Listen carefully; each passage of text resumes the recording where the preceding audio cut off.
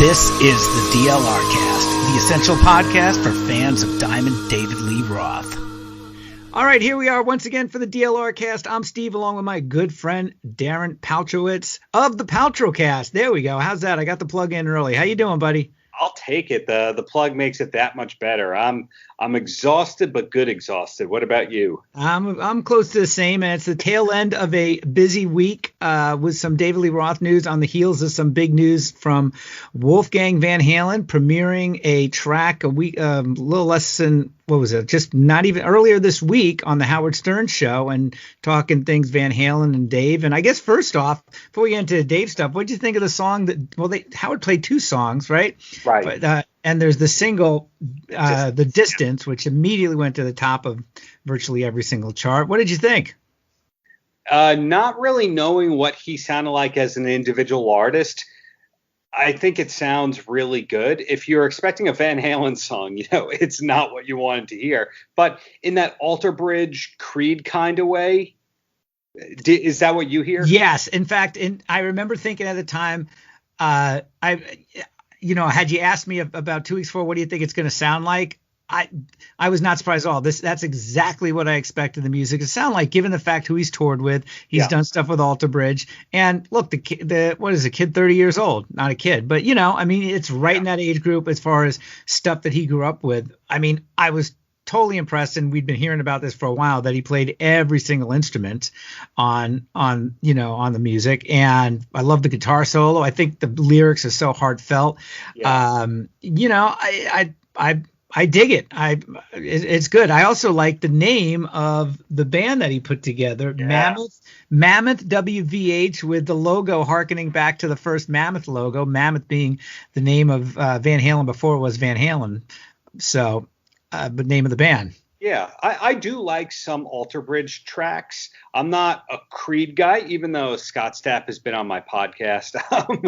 And interviewing him is really like pulling teeth. It's the opposite of a David Lee Roth interview where you say, "Hi, how are you?" And then he talks for 8 minutes. Scott Stapp's like, "Fine." But the guy who produced Wolfgang's album, Elvis Biscuit, yeah. However you say his name, he did Alter Bridge's latest record or two and Slash's record or two, Seven Dust's latest record. He's kind of like the producer du jour for Jacksonville active rock radio. Right, yeah. I mean, so as soon as I saw that name that it was attached with it, I knew it was going to sound something like that. And that's not a dig at all. That's just what it is. And I totally dig it. I'm looking forward to hearing the rest of it. I thought the interview was cool. I want to ask you about that in a second. The first thing I saw when I saw it, I think it was the Friday before the interview on Wolfgang's feed, I was like, wow, this is barely a month after Eddie died. I mean, on the one hand, from a marketing standpoint, get music out is perfectly timed. And as we later found out, the music's been delayed by about close to a year because Eddie was sick. Yeah. But I am in no way, I certainly can't ever step into, his shoes and think where he must be. But I mean, if we hadn't heard, if music wasn't to come for another 3 or 4 months, I'd understand it. Yeah, but I'm kind of surprised by it all. I'm glad to hear it, but I was like, wow, he's doing Stern already. And it was just a great interview, really heartfelt. And it was the other thing I realized too, I never even knew what the guy's his speaking voice sounded like. I've heard him sing. I saw the Van Halen shows with him, but I didn't even know what the guy sounded like speaking wise. Well, what does Alex Van Halen's voice sound like? You'd have to think of, okay, there's that 1996 MTV News interview that he did where they said that they were going to kick David Lee Roth in the balls if they ever saw him. Right. Like, what does Alex's speaking voice sound like? He had a mic on the stage for some backing vocals, but he never bantered. He didn't do a lot of interviews. No. And you might be a little hard pressed to be like, what does Michael Anthony's speaking voice sound like? You'd have to think, okay, maybe he had a mic during his Sammy interview. Those guys do not have voices except for Dave that you can really make out. Well, Eddie certainly did plenty of audio. I always knew his voice through the years because he did various. I'd seen him on various things over the years. But yeah, certainly you'd be hard pressed sometimes to look for a lot of that stuff, right? Yeah, and I was saying to you off mic, the Eddie Trunk interview that he did with Wolfgang is kind of the total 180 of the Howard Stern one, because the new Howard Stern, have we ever talked about this? The new Howard Stern of the last 2-3 years? Well, yeah, I think we talked about it a couple times, if not on the podcast. But yeah, I personally, I like Howard's evolution over the last few years. And but yeah, it's certainly interesting because that interview would have been different had it been held, say, 5-6 years ago. You've been stoking the fires. Like, let me ask you this. Did Sammy Hagar ever blah, blah, blah, blah? Right. You'd get those kinds of things. And Howard was extremely respectful and complimentary while also stressing how important he was. Yeah, of course, always. The Eddie Trunk one was him kind of going, I'm a big fan. This is what I always wanted to know. So the Eddie Trunk one, he asked Wolfgang about the Oakland 81 show. Whoa, really? Yeah. And I don't hear anyone talking about that one. And I also see he did other interviews as well through Zoom. You see that same guitar practice space background. So I don't know if Wolfgang did like 12 interviews last week or 3. He did do a lot of press. The Howard interview, obviously talking David Lee Roth here, and what I thought was really cool was one of those rumors where you weren't sure if it was really true or not for a long time, because it always was, well, hey, they're all back together because of Wolfgang. What totally blew my mind was the fact that 14-year-old Wolfgang, whatever, calls David Lee Roth's management and says, hey, can you come over and jam? We want to get back together. I mean, first off, I love the idea that the kid's got cojones to do that. Also, I love the idea that his dad was like, yeah, let's do this. Give him a call, see what happens. You know what I mean? Yeah. So. The more that I hear Wolfgang talk about Eddie Van Halen, let's say it's like the Howard Stern interview is maybe like an hour 20, and Eddie Trunk was maybe an hour. Some of these news clips, it's like 10 minutes of talking, 20 minutes of talking. It's like 2.5 hours of looking at conversation. My perspective on Eddie Van Halen has really changed in the last week or so, because I'm seeing a lot of stories that seem to lead to him wanting to do stuff, but maybe management holding him back, maybe miscommunication holding him back, but him seeming like he was always writing, always recording, game to do anything if involved working with his son, as opposed to being that guy ruling the band with an iron fist. Yeah, I think it got a bit more democratic, with just maybe mellowing in time and also being clean and sober. Certainly had something to do with it, right?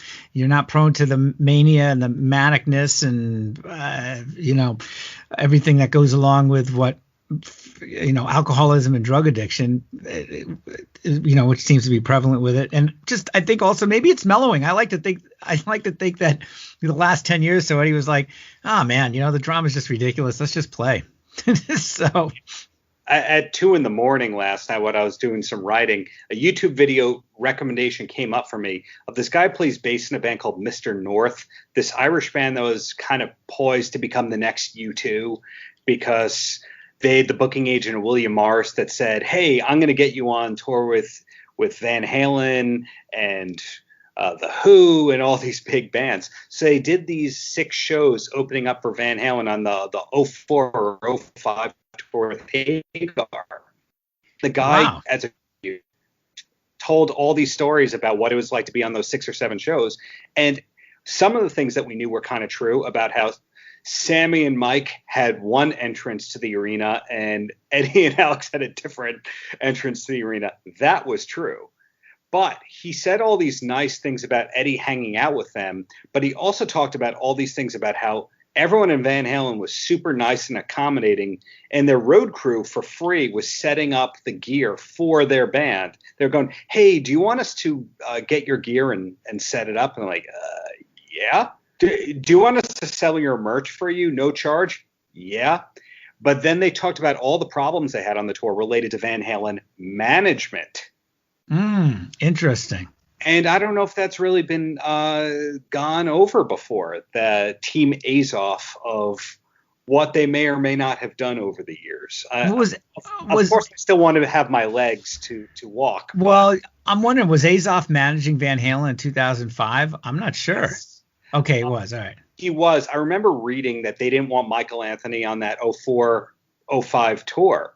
And Right. in order for Michael Anthony to get on, he had to sign away his rights. And then Sammy gave up some of his percentage of the tour. And then I think Azoff gave up some of it just so Michael would do it because the Van Halen brothers wouldn't.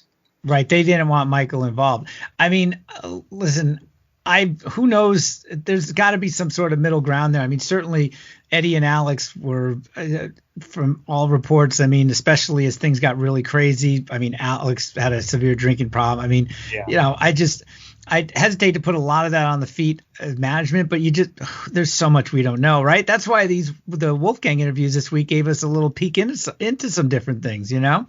Yeah. So when you had Eddie Trunk asking about the Oakland '81 shows, I don't think that's ever been publicly addressed before about, is there more footage? Right. What's the status of that? And according to Wolfie, he said that he asked Eddie about it, and that Eddie said, no, that's all we filmed. We filmed a couple of those and then they turned the cameras off.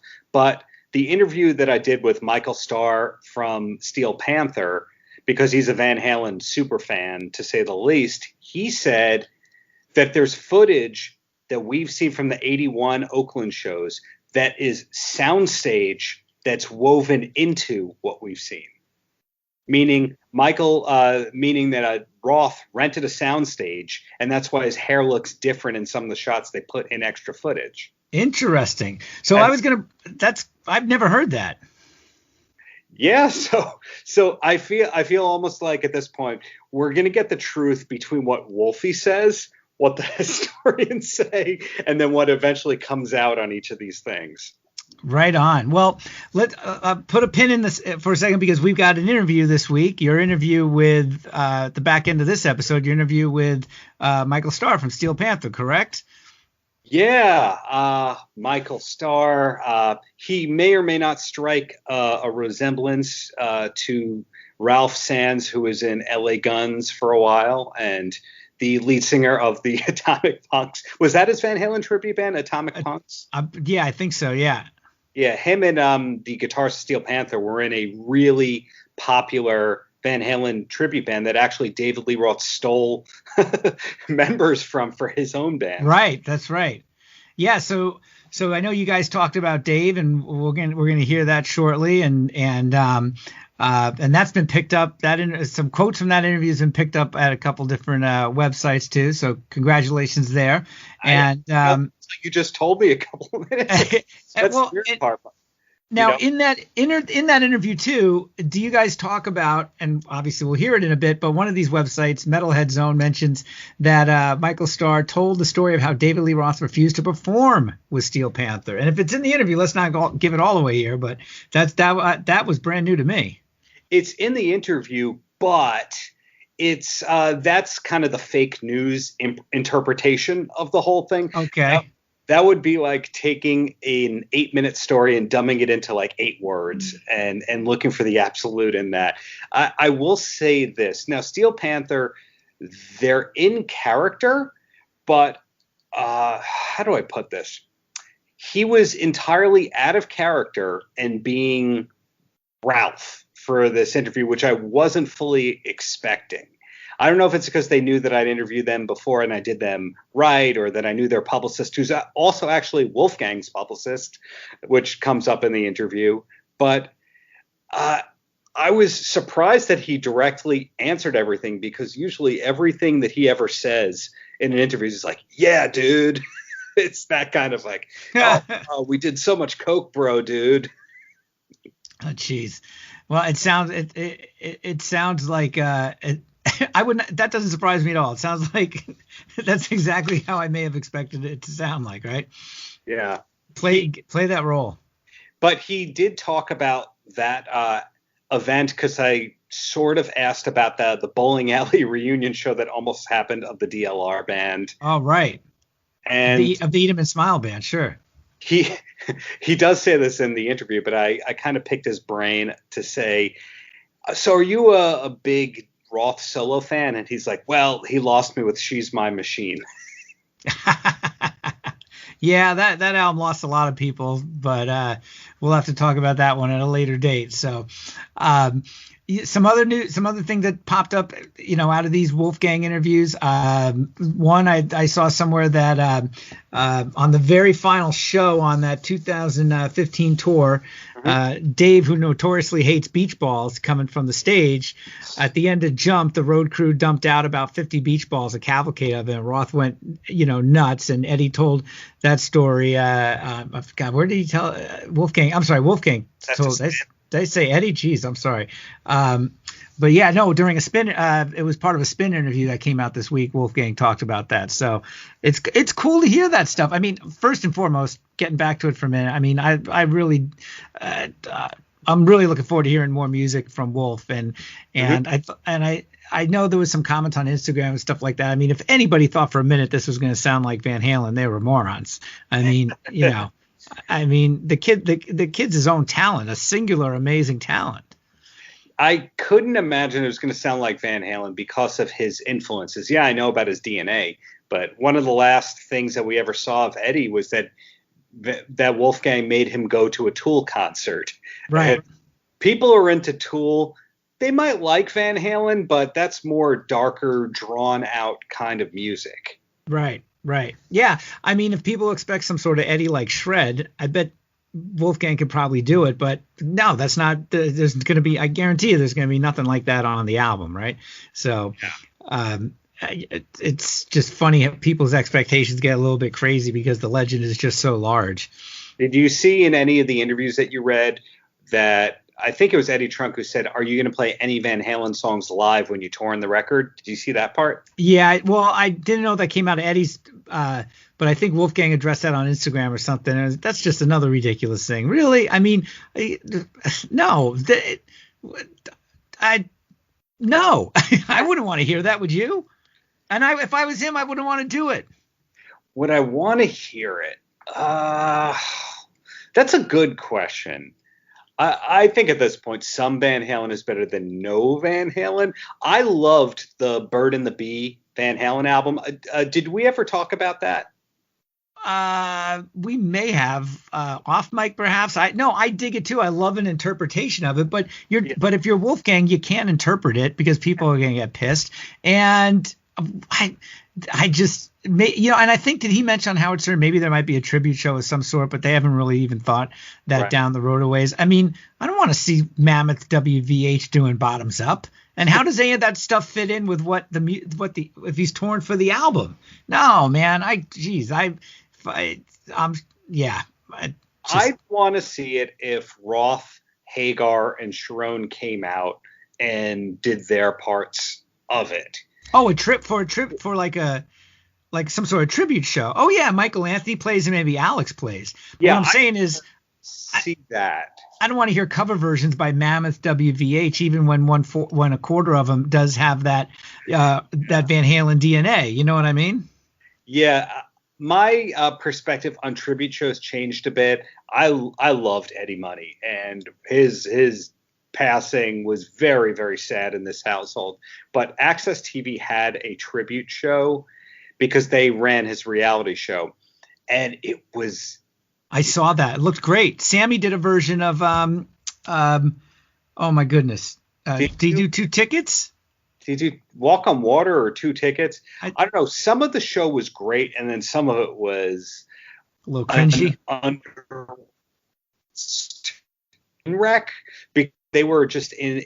Hey, we need Tommy Two-Tone. And you're like, why do you need Tommy Two-Tone? Okay, so some of them were mismatched things. Some of the people could really sing, and then some of them couldn't. I don't know why James Hetfield was on the Eddie Money tribute show doing Baby Hold On To Me when 5 songs before that someone else did Baby Hold On To Me. So right. Well, you know what? I was reading about that a couple of months ago. I know him and Eddie became really close friends, I guess. And he really loved Eddie Money, which I would never expect James Hetfield to love Eddie Money. But I thought that was, hey, go outside your comfort zone, man. I kind of like that version of Baby Hold On To Me. Would you ever have thought before that James Hetfield was going to perform that at a tribute show? Well, why did they do Baby Hold On To Me twice? Right. In an hour-long TV concert. So that gave a sign to me that maybe it was haphazardly put together. Like somebody committed to Baby Hold On, And they're like, hey, James Hetfield wants to do it. Oh, cool. What song does he want to do? Baby, Hold On to Me. Hey, James wants to do this song, but you've already rehearsed it.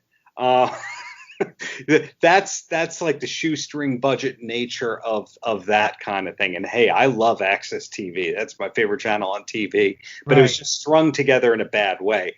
Van Halen doesn't do things cheaply or badly. So I would love a tribute concert, even if Gary Sharon sings all 12 songs.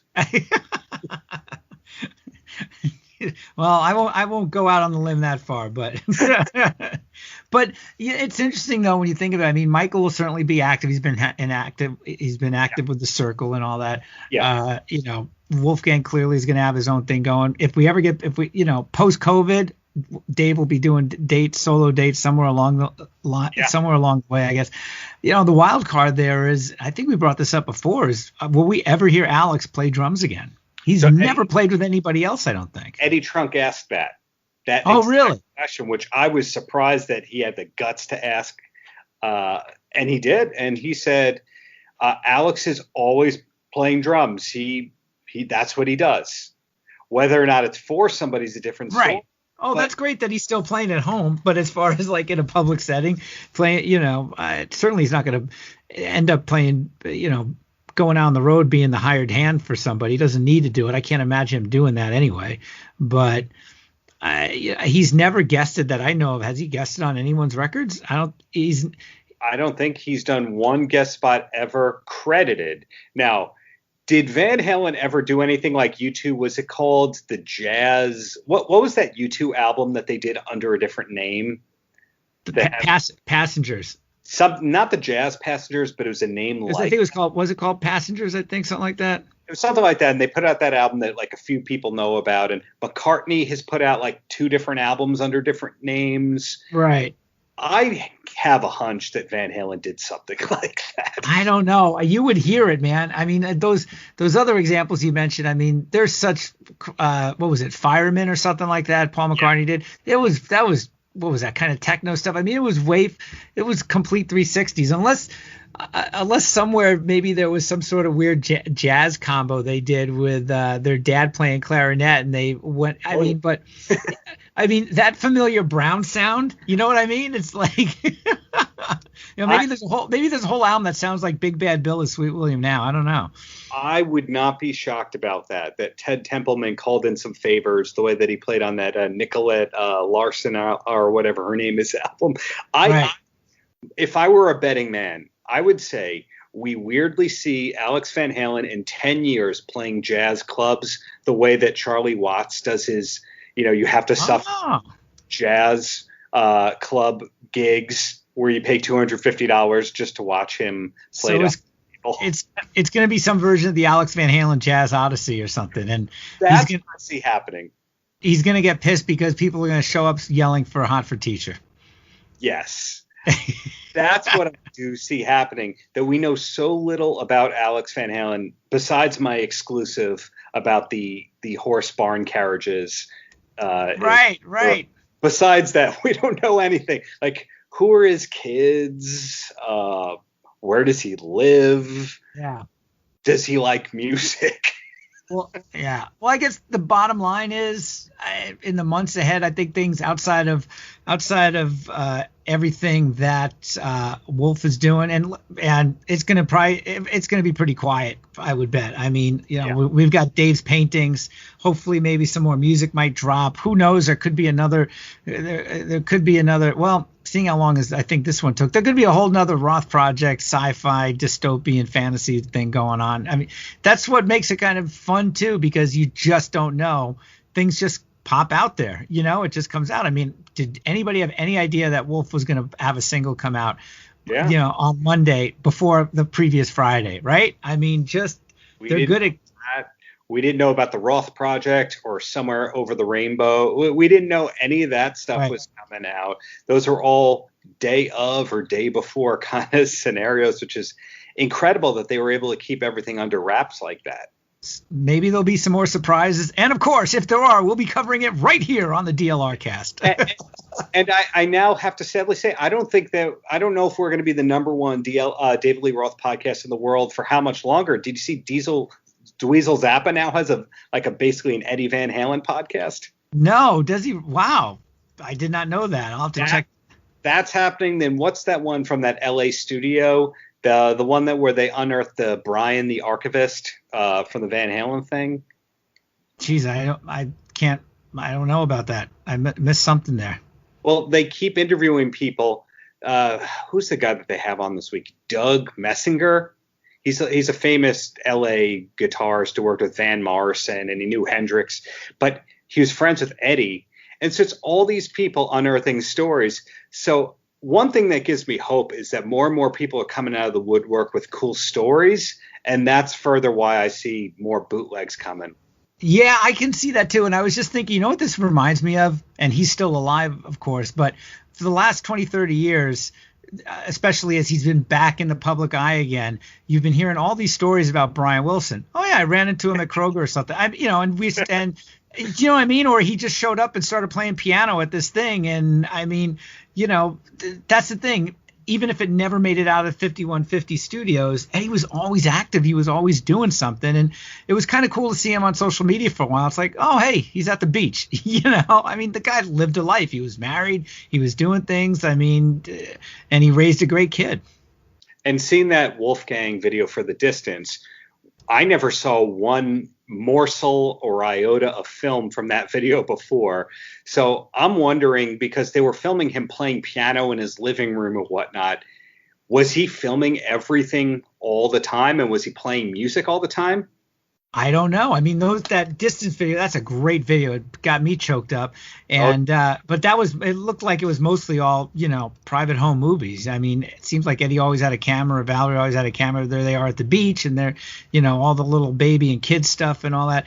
What I'd love to see, though, I bet you there was cameras when they were first, when Wolf mentioned when they first started jamming, right? When he was playing bass, picked up playing drums. And I think, wasn't there like a little bit of footage? Yes. So there's probably hours at that stuff there, because Eddie was so proud of his kid.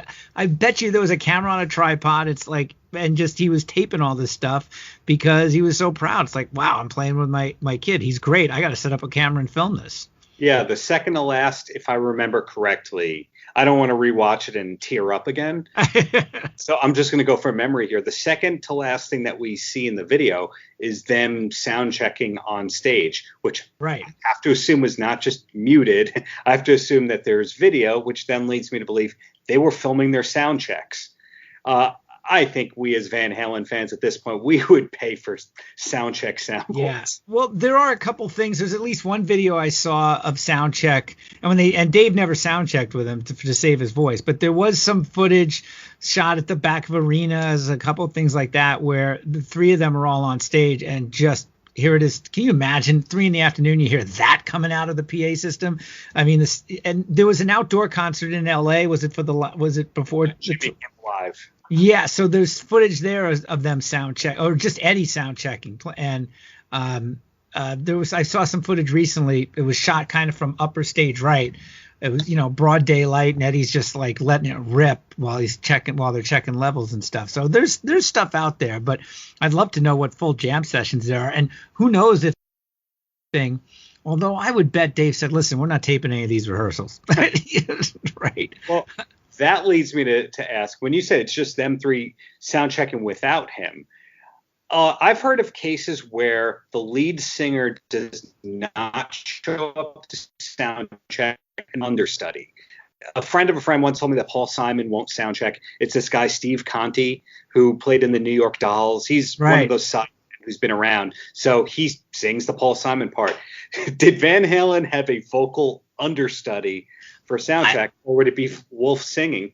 I don't think they did. I know, God, we're one of those sound checks with Wolf singing, but I mean, I'm sure they got to test Dave's mic, right? I mean, but the other thing too is, I mean, plenty of bands don't sound check at all. They just, Cheap Trick. I've been at Cheap Trick sound checks over the years, but a lot of times because they're doing fly-ins, they're not sound checking. And that's why some of those songs start out with, that was one of the reasons why Rick wrote Hello There, was basically because everything comes in stages, right? You got the guitar riff, then the drum, then the bass and vocals. So the sound guy can get the different levels and things like that. And I think at some point you're just so well rehearsed, these songs too. It's really about, it's more technical reasons where roadies will go up there and test the guitars. But I like to think that the three of them are sound checking because they just love to play together. All three Van Halens, that is. Yeah. So, because they were doing different songs, they were doing some full songs out there, just sans vocals. So, well, that puts me on the optimistic tip of the archives, seeing that Wolfie video of what is out there, and then the Howard Stern interview and the Eddie Trunk interview. Both of them gave the vibe that there's a trillion tapes. It's just somebody has to go through them. When he told Eddie Trunk, Eddie was like, "What's there?" That kind of thing. And I think he said it would take 2 years to really go through everything, and it'll be a massive undertaking, and it'll be done, but he just doesn't know when.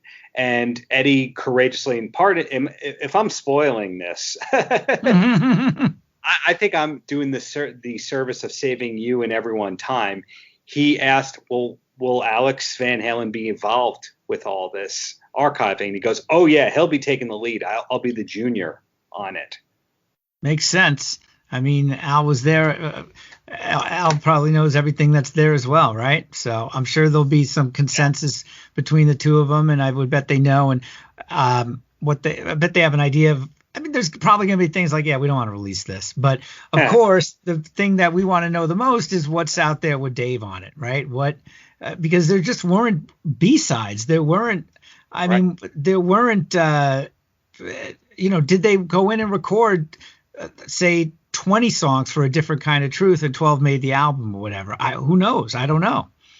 It doesn't sound like it. It sounds like what Butch Vig said in our interview. There was just a bunch of old tapes and they were going through it. But that guy, Brian, I forget his last name, though, the archivist for Van Halen who was working on that project in 04, 05, he was saying that somebody from the Van Halen camp reached out to him going, hey, you still got all those tapes? And that was in reference to A Different Kind of Truth. Like they were looking for even more old stuff. So unfortunately, that confirms the rumor that most of that album was pre-written aside from the lyrics. Yeah, most of that, they reworked some things. And I think there was some new stuff there. I'm pretty sure Stay Frosty was brand new. And I think Chinatown was. There was, but yeah, I mean, even going back to the early stuff where there's stuff recorded for Fair Warning that never made the album. I mean, you don't know. Yeah, it's only 8 or 9 songs on that album. They had more than that. Right. And taking another step further, I mean,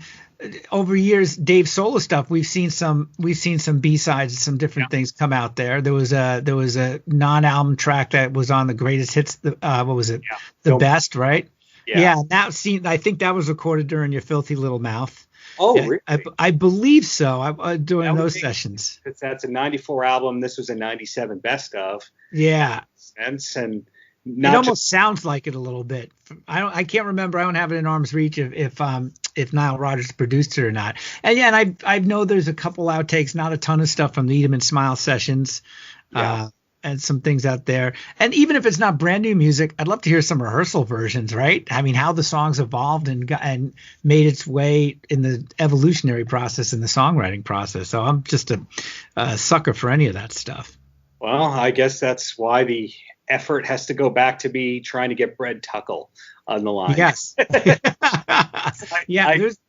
I found the AOL address for him. Now, the question is, does he still use AOL, or is that an old address? That's to be determined. God, I almost would hope. Do you know anybody who still uses AOL? Good Lord. One of the Bissonnettes. Oh, no kidding. All right. Well, I'm not going to slag anybody for using AOL then. Okay. God bless. One of the Bissonnettes. I've had like a few high-profile people who are still AOL. You still find them out there. No kidding. Well, all right. Well, I stand corrected. There's a few of them. I'm sure David Lee Roth's email has an AOL in there. Yeah. some alias, the one that no one can find because it's on AOL. The stuff that he rarely uses, right? Yeah, he probably is DLRHQ at AOL.com. Yeah. All right. Well, coming up, we've got your interview with Michael Starr from Steel Panther. Yeah, thanks for listening. And it's not Van Halen centric, but it's just the right amount of Dave and Van Halen in there. That's what we love. That's why we're here, man. Coming up, and thanks for downloading and streaming. The pandemic has not been a great time for anybody, but hey, it's produced 2 excellent Steel Panther live streams. Are there more coming, or is that all we're going to see? Oh, yeah, there's more coming. We are making content for that right now as we speak. And we're going to release a alternative version of one of our songs. I just finished doing the vocals today over at Styx's house. I'm not going to tell you what it is because we really want to roll out and be a big surprise, but we are going to be playing it live at our New Year's thing, so that will be cool. So we have a couple streams coming up for November and December. And then we're going to and they're all going to be from the Viper Room. We're going to do I think we're doing 3 more, if I'm not mistaken, from the Viper Room. You know, those live streams are a great way for us to connect with everybody because I don't know, it's really hard to navigate through this time because, as you know, shit's changing day by day. You don't know what's going to happen. But as somebody who's seen you live well before COVID, you know, I not only have the Danger Kitty single, but one time I was in Denmark and Love Rocket. Exactly. Seen you at the House of Blues in LA. Someone who's seen you over the years. You guys are still funny without being offensive and out of touch. You guys are still Steel Panther. What I'm curious is if it was hard at any point of the pandemic to still be funny. Well, not really. Actually, going out and doing those shows, I'll have to tell you, I felt like, I don't know, we haven't played in so long, and normally we play so much, and I don't really think about, oh my God, we got to play. I got to practice or rehearse a little bit, because normally we play so much, I never even think about it. But once we got on stage together, it just happens, and that's how we started.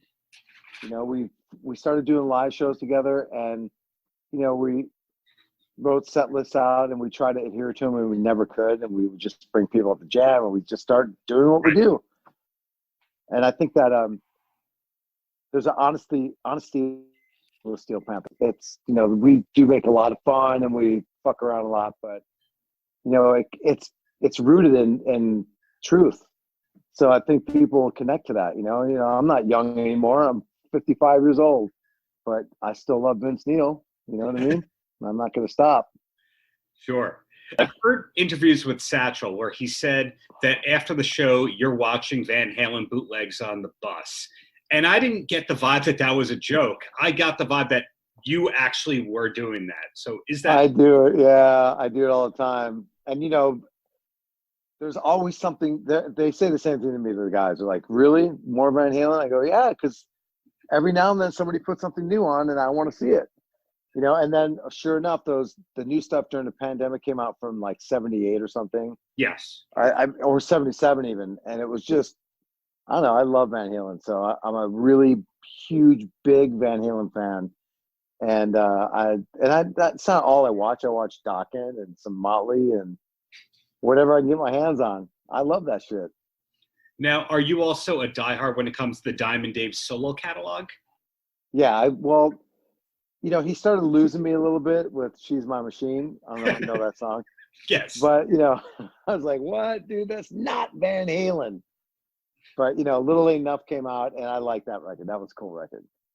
And, you know, and then also a buddy of ours played drums for him for a long time, Ray Luziere. Yes. And so I got to hear all the stories, all the music that Ray was doing with our old guitar player from the Atomic Punks. It was really awesome. I love Van Halen. That's right. That is the small world connection of Ray, who was briefly in Metal Shop or Danger Kitty or whatever it was called. And David Lee Roth took him from us. Yes. And then we got Styx. Styx, who's looking fitter than ever. Did Styx dude. change up his diet? Because he went from being the least in shape person to the most in shape person in the band for a little while.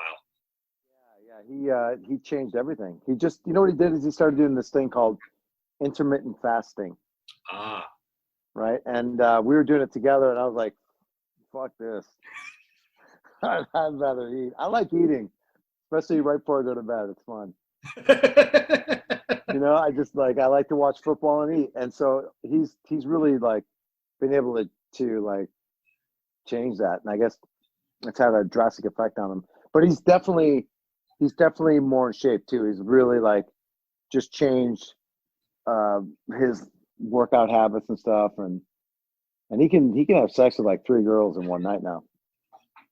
Pretty good for him. Yeah. Absolutely. I mean, he was like 40 pounds heavier. He could barely bone one chick.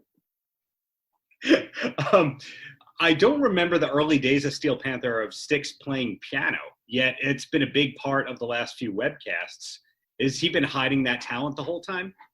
Well, you know, Satchel wrote a song called Weenie Ride, and we're in Las Vegas doing our residency there. And we were practicing it, and Satchel was playing the piano, and Styx goes, I can play it, and you can sing it with Michael. And so he just started playing it, and then the record came out, and we decided we're going to do that song live. So we brought a keyboard out for him, and he started playing that. And so now it's like part of the show where he brings out the keyboard and plays. So that whole time he's in the band, and no one knows that he plays piano? Yeah, he played Weenie Ride on the record. But, you know, going back to when you are auditioning. Oh, yeah. No, I knew he played piano, but drummers are all the same. I don't know if you know this, but they want to control everything and be in the front of the stage. So does Ray Luziere play the piano? You know, I don't think he does. I think he's programmed before with MIDI keyboards, but I don't think he plays. I've never seen him play piano. Now, I heard that Styx played the piano, but I wasn't sure about it. And then he snuck it in, and then he got on the record. He sings too, you know. Yeah, I'm getting that vibe from the webcast. It becomes kind of like a talent show because we've seen dance competitions lately. What else have we seen? There's definitely rhyming competitions always going on. Well, you're a PhD in literature, so I don't think that's a fair competition. That's really easy for me because I got lots of shit done here. You know what I'm saying? And then we've seen one of the best Ozzy impressions that I've ever seen, courtesy of you. Is that something Thank you. Before Steel Panther? Were you ever in a weird Ozzy tribute band? No, but we've done that for years. Actually, it's, you know what? I got to tell you something. I'm not trying to sell stuff, but I just want to tell you, I just got my new Steel Panther hoodie, right? Threw it on, and now I just got like 5, because I bought 5 hoodies from our band, and I got 5 notifications. So each one, I'm like scrolling up. Anyways, you got so, that. Yeah, this T-shirt counts towards it too, right? Yeah, thank you for that. Yeah, of course. We don't get free shit, but yeah, no, I used to do the Ozzy thing. We would just joke around and do that. And then when we started doing this thing called the Sunset Strip Live, we started doing our old show from back in the Monday nights and Vegas days with the covers and bringing back the Ozzy thing and playing a bunch of covers and shit. And it was rad. So we just kept it. And I don't know if I'm overdoing it, but I still like doing it. It's fun. Not overdoing it. We've also seen some great guests between Rudy Sarzo and Blasco. Is there kind of some pressure from the band that all your other webcasts have to have great guests? Well, we like to bring our friends on. So whenever what's really I find strange is that when it's time to find somebody to be in our webcast, we all are like, okay, who can we get? It's like, and we know so many people just from touring, but it's you never really know who to ask. Like who would you suggest we get? Like, I'm not joking, seriously. They have to be LA based. Well, it'd be easier because we film in LA. I mean, did anyone ever ask Dave Grohl? He seems to like to do everything. You know what? That's a really good idea. You know, I know Taylor a little bit, only because when Satchel and I were in the Atomic Punks, Mm-hmm. Dave and Taylor asked if they could open for us at this small little club in North Hollywood or Van Nuys or Reseda is where it was. Reseda. So the Foo Fighters opened up for the Atomic Punks at the, and I'm sitting on this other stage with Jack Black watching the Foo Fighters play, opening up for us. And so that would be really cool. I wonder if you remember me. Well, who's going to forget the greatness on over there? I don't know. Aren't you Dave platinum in Grohl. like 25 countries? Yeah, totally. I mean, I tell my landlord. I'll pay you soon, man. Tom Morello would do it if he's in LA because he seems to do a lot of these charity jam sessions and all that. Yeah, I wonder if Cantrell would do it. Now we're going down that path now. All right, thanks. And also Dave Draymond, but he doesn't live in LA. He used to sing with us all the time. Yeah, so I think we're He learning. would sing this. Love is like a bomb, baby, come and get it on. Living like a lover with a radar phone. I think everyone in the world would do it except David Lee Roth, who interestingly you were in for. I reached out to David Lee Roth. I ran into him at this little club called Lucky Strike. And there was supposed to be a reunion of the Eat 'Em and Smile band. And they were going to get ready to go on stage. And somebody knew somebody back there. I got back there and I started talking to Dave. And his accountant was an accountant that I used to use. And that sounds so douchey. Basically, it was some woman that was smarter than me that paid bills for me, and I paid her for it.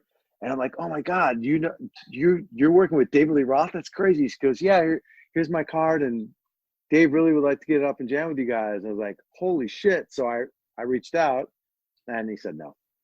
So I think she was full of shit. It happens. When my wife and I went to see the Dave residency in Vegas, we saw the guitarist of Rat was there. Like some interesting names were in the crowd. And it seems like Dave is the most desired person who doesn't hang out with anybody from the scene. Or am I wrong? Is he secretly hanging out with everybody and no one's telling anyone?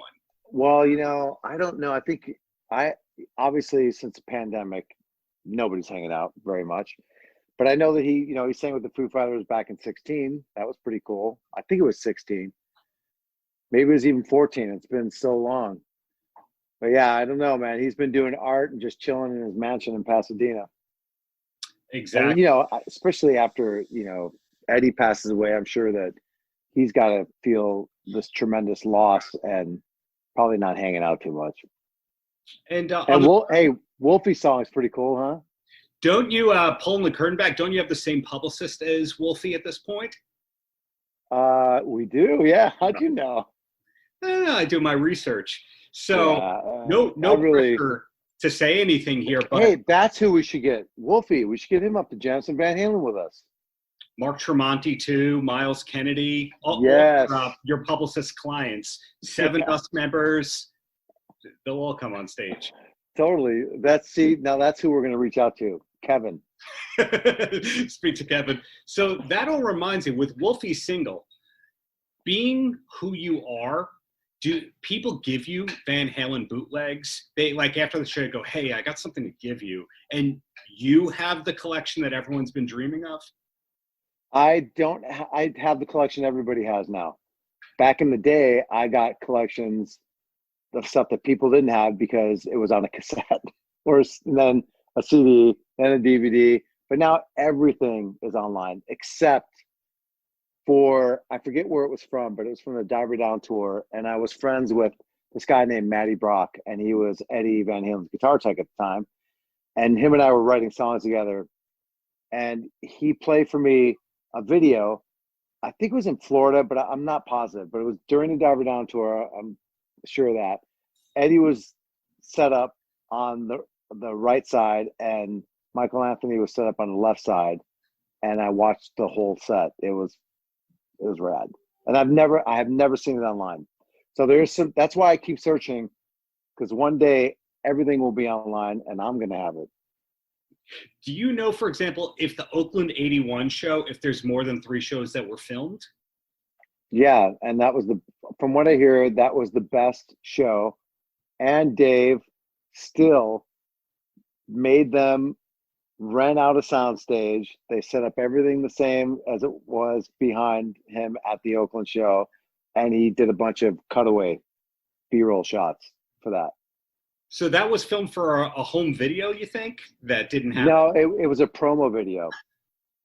Now, I am not like a spokesperson or an expert on, of course. You know what I mean?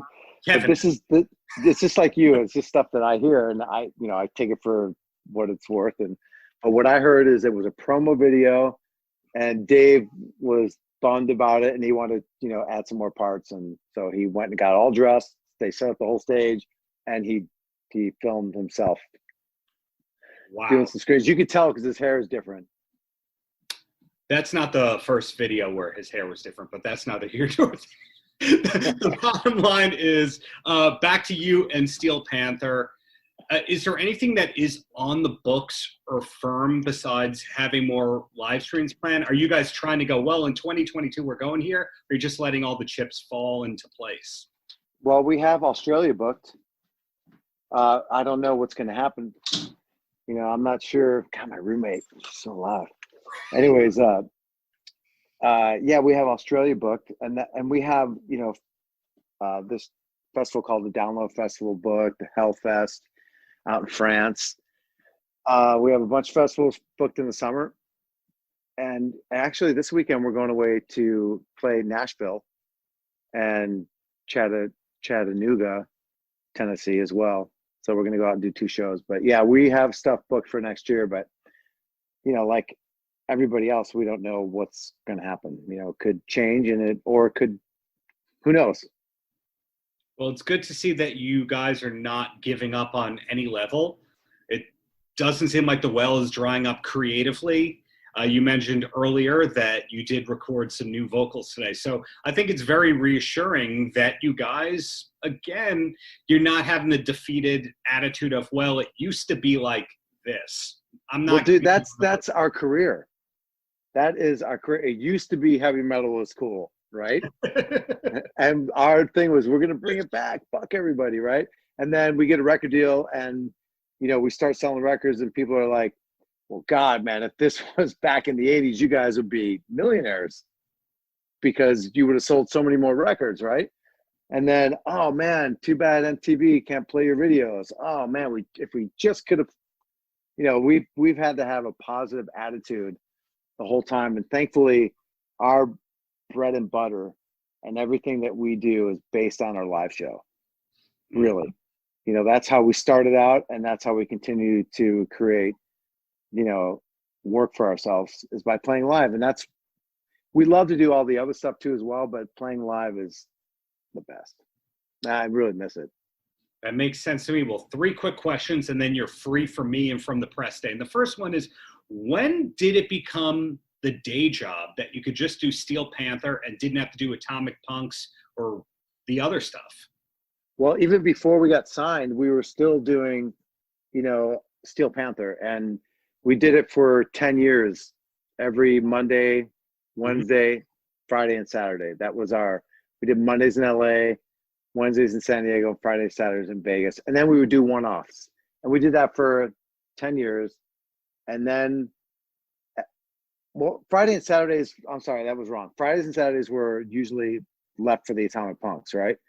And then Steel Panther got a little bit more popular or whatever, and we got a deal, and then Steel Panther played on Friday and Saturday. But once we got the record deal, we decided, all right, we're going to quit all our other bands and just focus on this.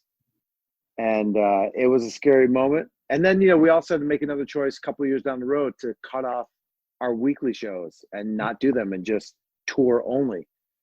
And it worked out great. It worked out great. But I quit my real day job. I used to work at a place called Capitol Records. I'm sure you've heard of it. And I quit that. Guy? Wow. I quit it. Yeah. I worked at Capitol, and then I went to this other label called Virgin Records, and I worked there until we started doing Metal Shop at the Viper Room. Wow. So that was after LA Guns or during LA Guns? No, I did LA Guns during Atomic Punks, Metal Shop, and another band.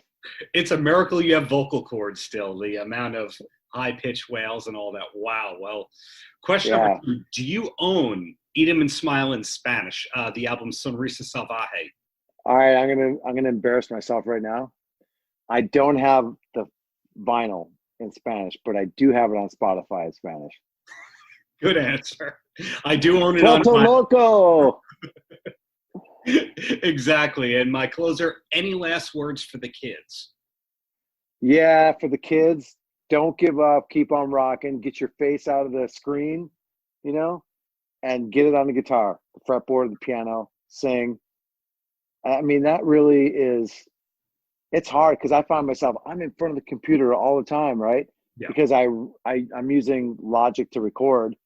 And I have to take a break from that and just go, oh, man, I need to go for a walk and be around other humans and see stuff, right?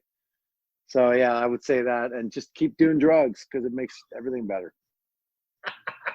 I mean, don't do them excessively, obviously. You got to control your cocaine, even it out with a little, what to do. Yeah. Tasteful moderation. Well, Tasteful moderation, yes. Is that the next album by Steel Panther, Tasteful Moderation? Yeah, dude. I'll tell you one thing I don't suffer from is dream fatigue. I am living the dream, and I fucking love it. This is great. I don't know what to say beyond just thanks for the many years of great, great music. And I don't know, get Kevin on the horn. I think he's got your bookings for the next webcast. Yeah, good. Hey, thanks for that.